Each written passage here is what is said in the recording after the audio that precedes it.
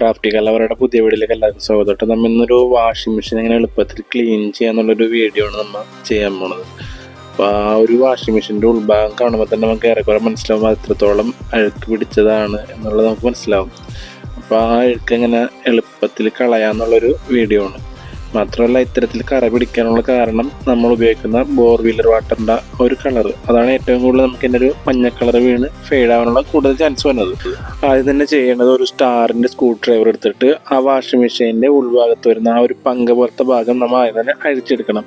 അതിനടിയിലാണ് ഏറെക്കുറെ അഴുക്കുകൾ നല്ലപോലെ പറ്റി പിടിച്ചിരിക്കുന്നത്. അപ്പോൾ അത് അഴിച്ചെടുക്കണം. അതിന് ശേഷം നമ്മൾ തന്നെ ഉണ്ടാക്കിയെടുക്കുന്ന ഒരു ലിക്വിഡ്, ഒരു ബക്കറ്റിൽ 1/4 ഭാഗം വെള്ളമാണ് ഞാനിവിടെ എടുത്തേക്കുന്നത്. അതിലേക്ക് 3 ചെറുനാരങ്ങയുടെ നീര് നല്ലപോലെ പിഴിഞ്ഞൊഴിക്കുക.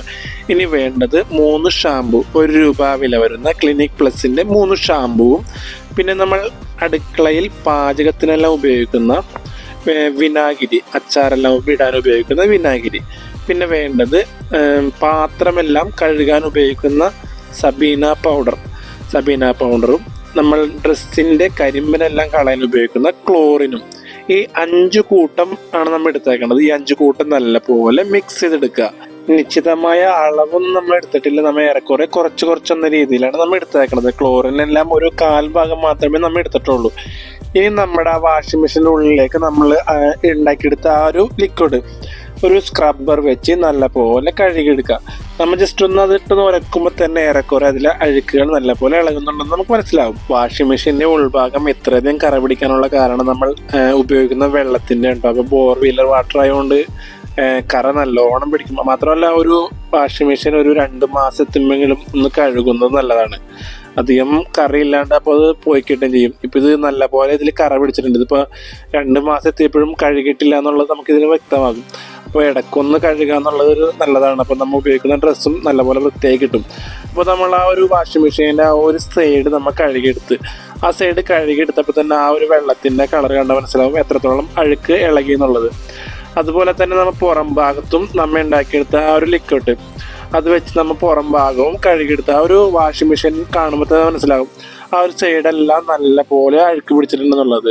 ഈ ഒരു ലിക്വിഡ് ഉണ്ടാക്കിയെടുക്കാൻ അധികം പൈസ ചിലവൊന്നും തന്നെ ഇല്ല. അപ്പോൾ നമുക്ക് വീടുകളിൽ നിത്യം ഉപയോഗിക്കുന്ന സാധനങ്ങൾ വെച്ച് തന്നെയാണ് നമ്മൾ ഈ ഒരു ലിക്വിഡ് ഉണ്ടാക്കിയെടുത്താക്കുന്നത്. അപ്പോൾ നമ്മൾ ആ ഒരു വാഷിംഗ് മെഷീൻ്റെ അടിഭാഗത്തുള്ള ആ ഒരു പങ്കയുടെ അടിഭാഗമാണ് ഈ കാണുന്നത്. അപ്പോൾ അത് എത്രത്തോളം അഴുക്കുണ്ടെന്ന് മനസ്സിലാകും. അതിലേക്ക് നമ്മൾ ഉണ്ടാക്കിയെടുത്ത ആ ലിക്വിഡ് ഒഴിച്ചു കൊടുക്കുകയാണ്. അതിന് ശേഷം ഹാർഡായ ഒരു ബ്രഷ് വെച്ച് നല്ലപോലെ ഉരച്ച് കഴിയാണ്. അപ്പോൾ തന്നെ അത് കഴുകുമ്പോൾ തന്നെ അഴുക്ക് നല്ലോണം പോകണമെന്ന് മനസ്സിലാവും. പിന്നെ ഞാനൊരു തുണി വെച്ചിട്ട് അതിൻ്റെ ഉൾഭാഗത്ത് ഗ്യാപ്പിലെല്ലാം വന്നിരുന്ന ഒരു അഴുക്ക് അതും കൂടി ഒരു തുണി എടുത്തിട്ട് നല്ലപോലെ കഴുകിയെടുക്കുകയാണ് ചെയ്തത്. അപ്പോൾ ഏറെക്കുറെ നമ്മൾ എന്താ പറയുക, ആ ഒരു പങ്ക നല്ലപോലെ ക്ലീൻ ആക്കിയിട്ടുണ്ട്. മാത്രമല്ല, വാഷിംഗ് മെഷീൻ്റെ ഉള്ളിലേക്കും നല്ലപോലെ ക്ലീൻ ആക്കിയിട്ടുണ്ട്. ആ ഒരു പങ്ക അതേപോലെ തന്നെ സ്ക്രൂ ചെയ്ത് പിടിപ്പിക്കുകയാണ്. അപ്പോൾ ആ ഒരു പുറം ഭാഗം കാണുമ്പോൾ തന്നെ ആ ഒരു വാഷിംഗ് മെഷീൻ എത്രത്തോളം ക്ലീൻ ആയിട്ടുണ്ടെന്ന് മനസ്സിലാവും. മാത്രവുമല്ല, ആദ്യം നമ്മൾ കണ്ട ആ ഒരു വാഷിംഗ് മെഷീൻ്റെ ഉൾഭാഗം എത്രത്തോളം ക്ലീൻ ആയിട്ടുണ്ടെന്നുള്ളത് നിങ്ങൾക്ക് വ്യക്തമാകും. അത്രയും കറ പിടിച്ച ഒരു വാഷിംഗ് മെഷീൻ ആയിരുന്നു. അപ്പോൾ അത് ഇത്രത്തോളം ക്ലീൻ ആയി എന്നുള്ളത് നമുക്ക് മനസ്സിലാവും. അപ്പോൾ നമ്മൾ ചെയ്ത വീഡിയോ നിങ്ങൾക്ക് ഉപകാരപ്പെട്ടെങ്കിൽ നമ്മുടെ ചാനലും കൂടെ ഒന്ന് സബ്സ്ക്രൈബ് ചെയ്യുക. മറ്റുള്ളവരിലേക്കും ഈ വീഡിയോ എത്തിച്ചു കൊടുക്കുക. Thank you.